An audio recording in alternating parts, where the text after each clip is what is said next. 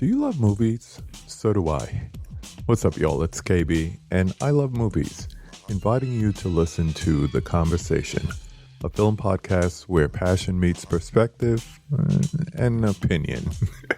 From the old school to the new, I invite a guest on to discuss the movies that thrill us, challenge us, break our hearts, or even blow our minds. There's always new episodes dropping wherever you get your podcasts. So join the conversation. We don't just watch movies. We love talking about them too. The Conversation with KB Loves Movies, a part of Someone's Favorite Productions podcast network. The audio commentary. It's a dying art form, but here at One Track Mind, I, your wonky yet affable host Ryan Luis Rodriguez, analyze film through the prism of these embryonic forms of podcasting, one audio commentary at a time. Masterpieces, crapster pieces, live action, animation, cult classics, films literally no one has ever heard of. No track is too small and no track is too big. Join me and my guests from the entertainment world as we keep these features alive every other Tuesday. Hey, who else is going to discuss Bill and Ted's Bogus Journey one week and Citizen Kane the next? Us. That's who. Sure, you have to put up with my voice, but there's a certain give and take in this industry. That's One Track Mind, part of the Someone's Favorite Productions family, and available wherever you get your podcasts.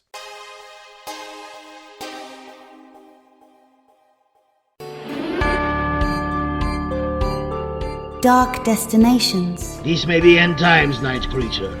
Why would a few more casualties trouble me? Because their blood will join yours. A radio drama anthology. You are wrong. How you figure? Every merc on Mongo is hunting you down. Not you. Your partner.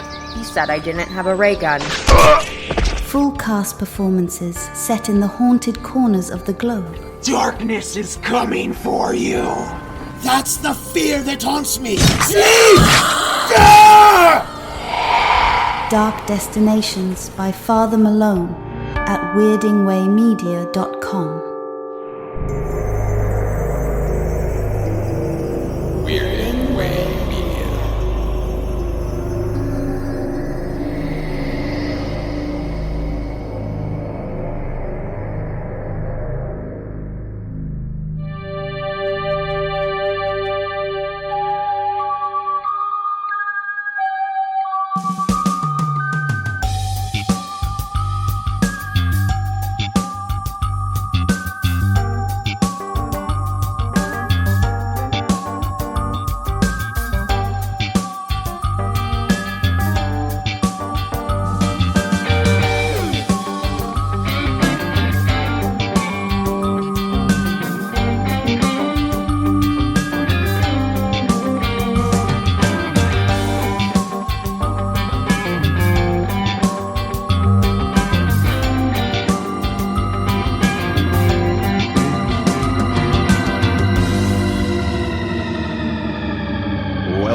Midnight Viewing, the horror anthology podcast, where this season we're taking a look at George A. Romero's 1980s series, Tales from the Darkside.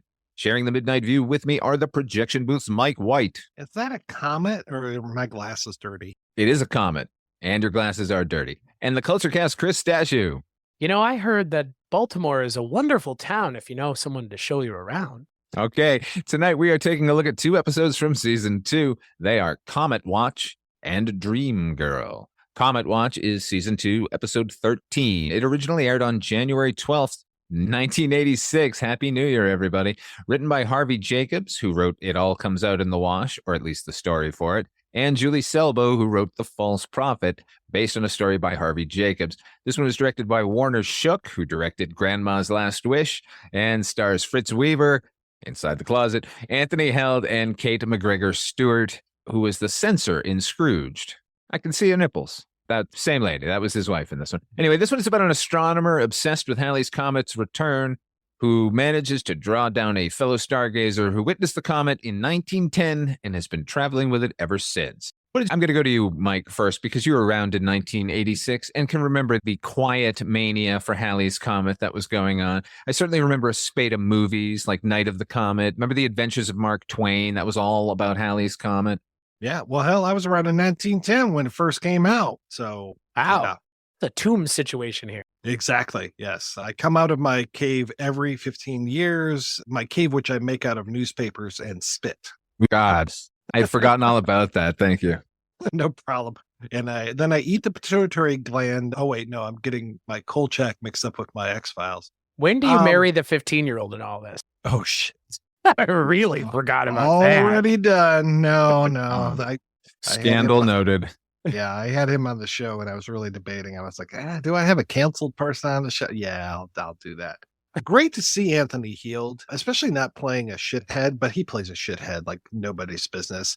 Though I guess maybe he is a little bit of a shithead. He's just so obsessed with the stars and everything. And I can understand the comet only comes around like once in your lifetime, unless you're Mark Twain or live to be 77, I guess it is. But you really only remember it the one time, I guess. But yeah, I was a little wary of the science of this one with people coming through the telescope. I wasn't exactly sure how this is supposed to go. And it's, how many times have we seen the shrewish wife and we have the guy who needs the better girlfriend? This is basically so many Stephen King short stories and so many stories that we've seen on here. It is word processor of the gods, but rather than deleting his wife and Edmund Halley, rather than deleting them, they eventually get taken care of on their own.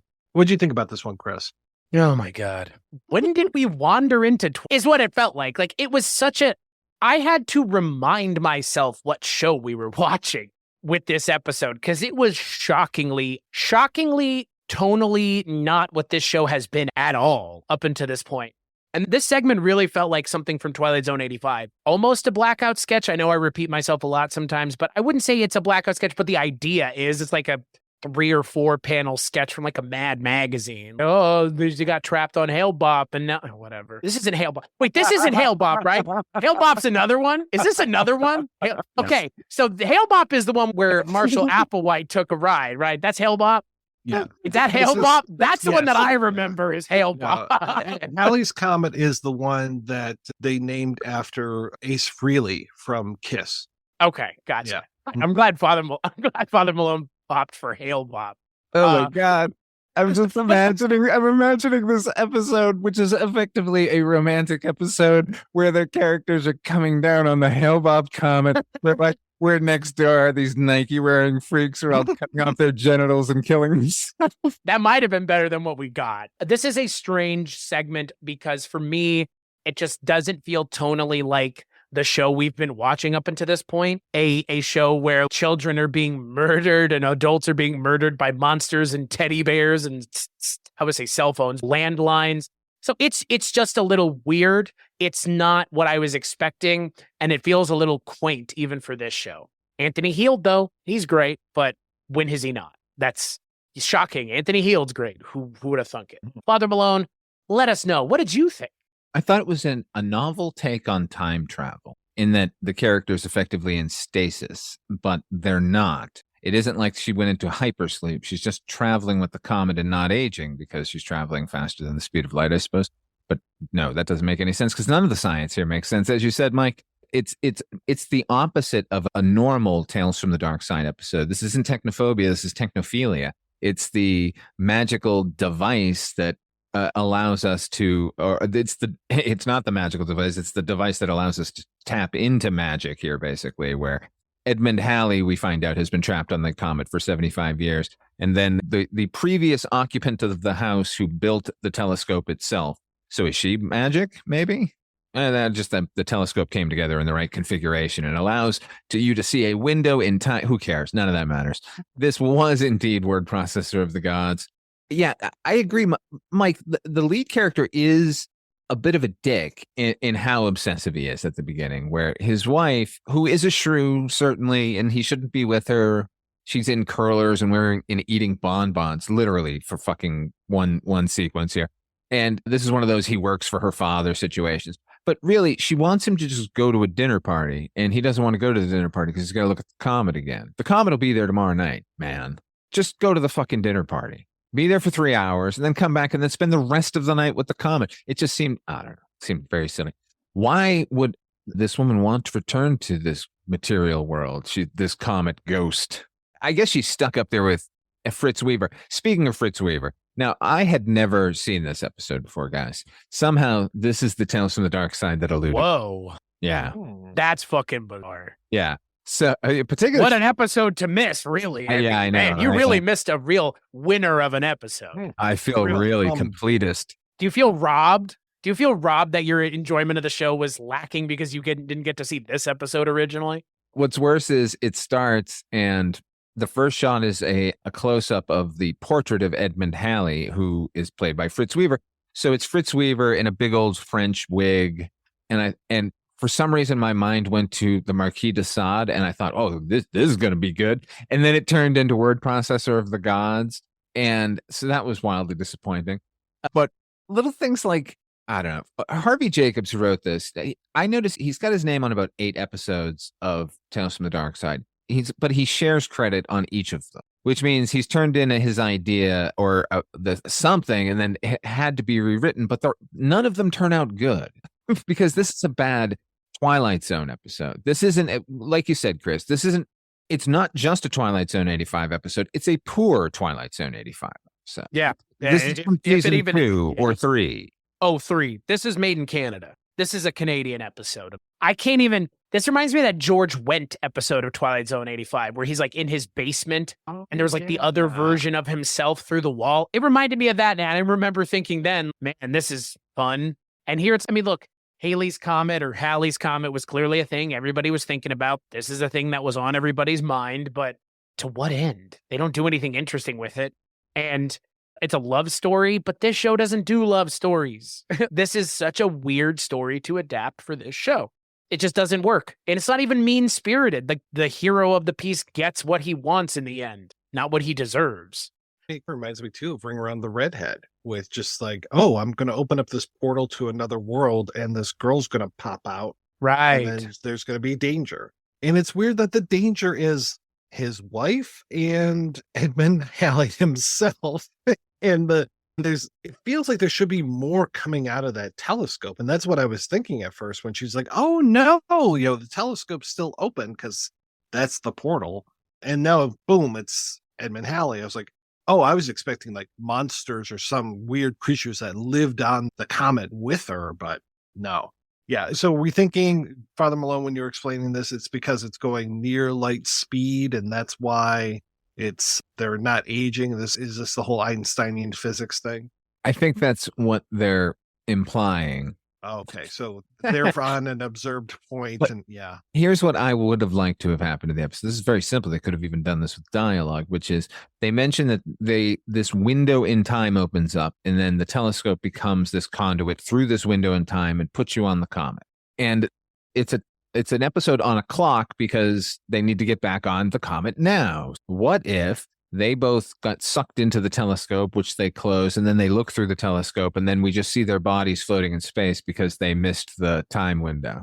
Yeah, but that would actually have a point. Well, there would have been a point to there would have been some payoff there, and that's not something the episode's interested in doing, is giving us a payoff at all, apparently, for anything. No, it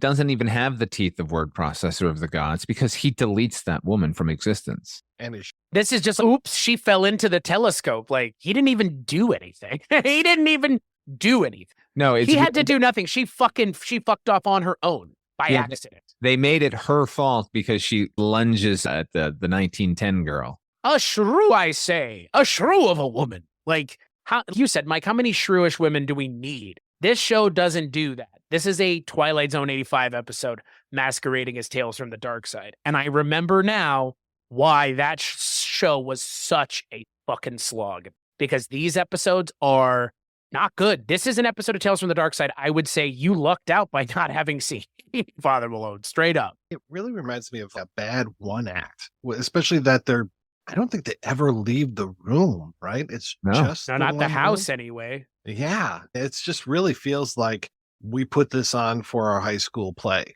We had a whole night of one act, so we decided that we would do this particular episode of Tales from the Darkside. And yeah, it was a rousing success because we were all 17 years old and we had the best time dressing up in old-timey clothes. I had a wig on. Yes. Oh, yeah. Remember how funny Fritz looked when he was wearing that crazy getup? Yeah. Yeah. It's so amateurish. Speaking of amateurish. Yeah, it's kind of going to be our transition here. Our next episode is Dream Girl. This is season 2, episode 14. It aired originally on January the 19th, 1986. This is written by Tim Naranen from a story by Barbara Paul and directed by Tim Naranen, starring Carolyn Seymour, voice of Aisha Kendisha. Also voice of one of the main characters in Gears of War, which I recognized her voice immediately. She is a massive voice actor. If you played any Star Wars games, you've heard her voice. She was in Twilight Zone 85 in the Ye Gods episode. She was Megara in that episode. Okay. She was Zeta in Steptoe and Son. I mostly know her from Mr. Mom, I think. That's right. Yeah, that's the other big 80s thing. And then not long after, she started doing voice work. Actually, not before that. 1983, I think, is her first voice credit in the film Barefoot Gen. Remember that animated film? No, I can't say it. Oh, it's this horrifying Japanese film about the horrors of nuclear war.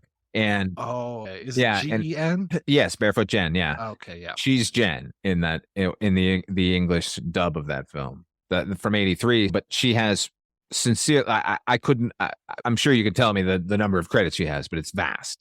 Anyway, just the voice acting alone. Yeah.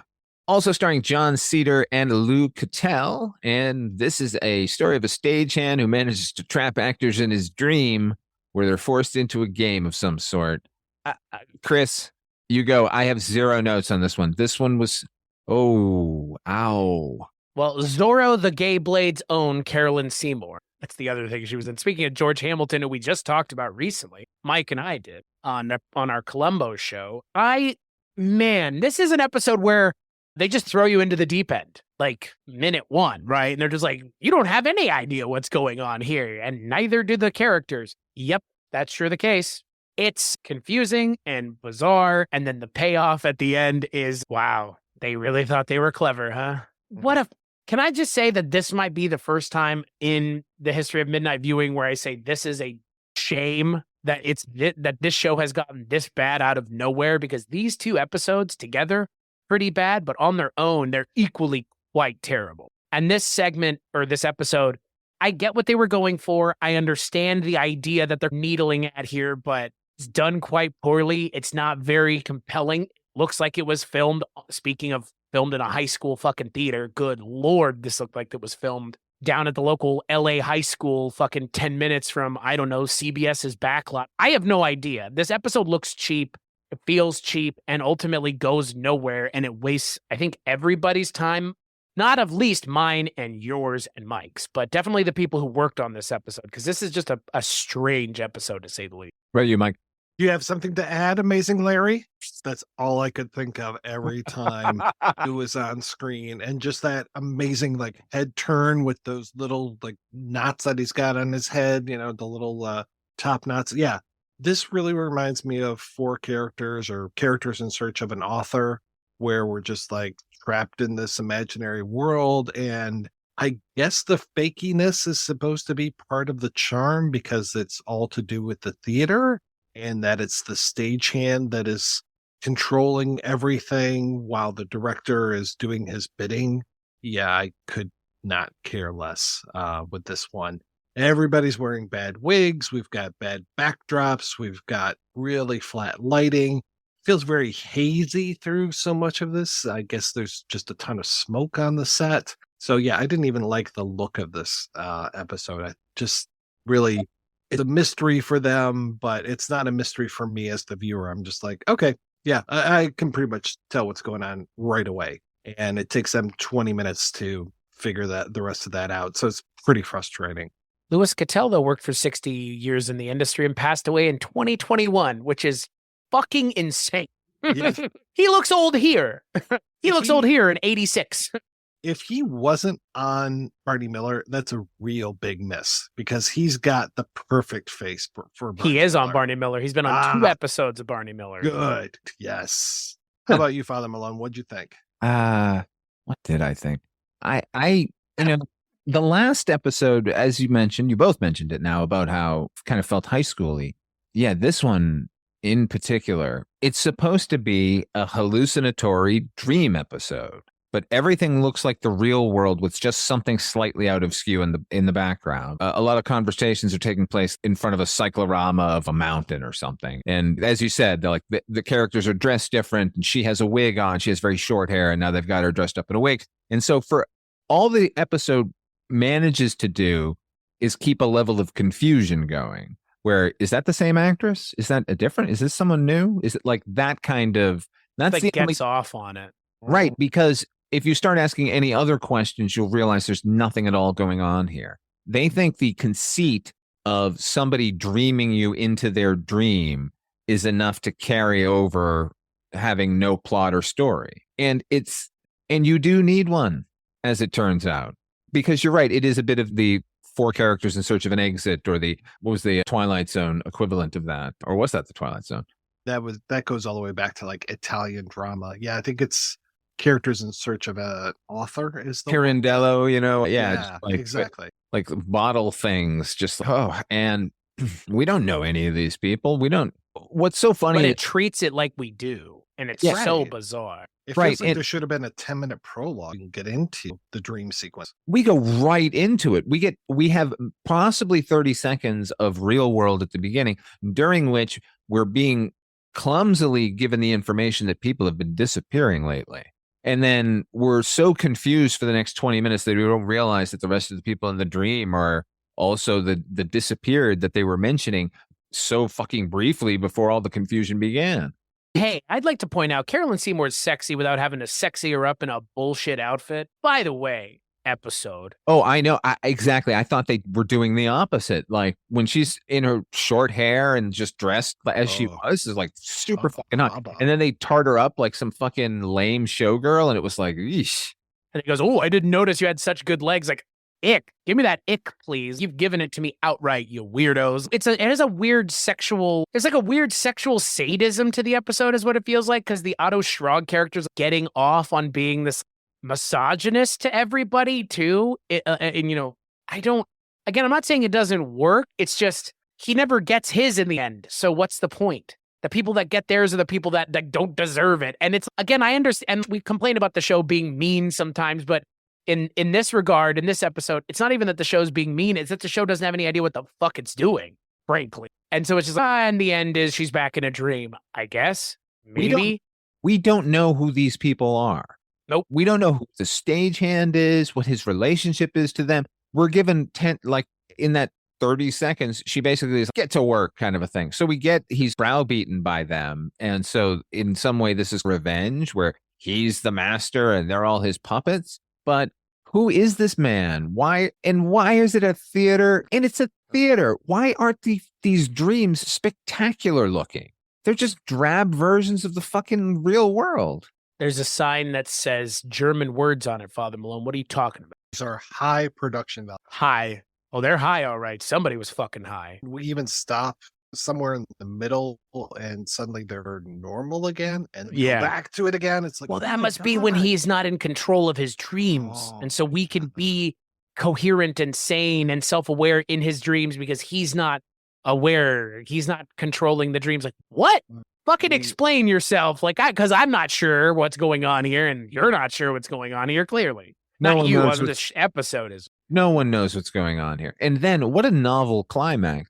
We need to wake him up to release us from the dream. And then we immediately need to start dreaming ourselves to trap him. Hey, I've got another version. How about we get him to wake up and then we'll be free. And then I beat him within an inch of his life so he never dreams again. Yep, just a little ice pick right there in the corner of your eye. There you go. I'm going to go take some sleeping pills instead. Seems like a bad idea. That I liked. Yeah. I liked it, but it made no fucking sense. That was so weird at that point where she's like, give me my sleeping pills. Come on. And she's like swallowing, like, come on, do your stuff, sleeping pills. That's the big chase scene in this episode. Yeah. I mean, that's how, and as someone who's just been taking sleeping pills in the last month, that's how they work. You just take them and you fall asleep immediately, right? This is what, 1 year after Nightmare on Elm Street? I mean, I was feeling vibes when it's like, we have to get to sleep rather than we have to stay awake. Because there's a man that controls our dreams, or we live in his dream. And everybody knows that it was either Robert Englund or Lou Cattell to play Freddy Krueger. I'm your boyfriend now. Yeah. Okay. There was a bit of dream in here as well. That was also floating around. Oh, yeah. So we're dealing with episodes with the zeitgeist, I guess, with Halley's Comet and dreams. Everyone was suddenly obsessed with dreaming. All those Vietnamese boys started dying. In dreams, I talk with you. Vietnamese boys. Where are we going? Well, that was what inspired. Nightmare on Elm Street was inspired by a bunch of like Vietnamese or Laotian like teenagers dropping dead in the middle of the night. Like it was like a thing that was happening in the 80s for a while. And Wes Craven read about it. Read an article, and the article had said that one of the kids said that I can't go to sleep. He's going to get me, something like that. And then ended up dead. But it was not an isolated case. And then there was the other part of the story that the parents of one of the kids found a coffee machine in his closet with an extension cord plugged in, because he was just staying up all night. So, yeah, they were scared of Lou Cattell. Lou Cattell was in their dreams. His terrible mustache and wigs. Which version of Lou Cattell? The Italian one? The German one? The one sweeping the floor. Oh, fair. The one beaten to a bloody pulp by me. Right. Mike likes a working man. Exactly. On the next working man. Episode of Midnight Viewing, we're going to be taking a look at the next 2 episodes from season 2. Those are A New Lease on Life and Printer's Devil. Midnight Viewing is a proud member of Weirding Way Media Group, and our theme song was composed by HP with an assist by Donald Rubenstein. Until next time, where are you working? What's going on? Tell me everything, Mike White. Everything. I was born a poor black child. Everything. I'm working on the projection booth. I'm working on The Shabby Detective. I'm working on The Life and Times of Captain Barney Miller. I'm occasionally guesting on other shows, including the Culture Cast. All of those are available at weirdingwaymedia.com. How about you, Chris? Everything that I work on can be found similarly at weirdingwaymedia.com, which is the place where you're more than likely finding this. So good on you. Head on over to patreon.com/Father Malone, patreon.com/projection booth, or patreon.com/culturecast to support each of us respectively. Yeah, you get something from each of us if you do. I won't tell you what. Go find out for yourself. And if money's tight, you can do us all a solid by giving us a 5-star review, subscribe, like, share. Just tell somebody else to listen. Thank you all for joining us here at Midnight Viewing. Until next time, try to enjoy the daylight.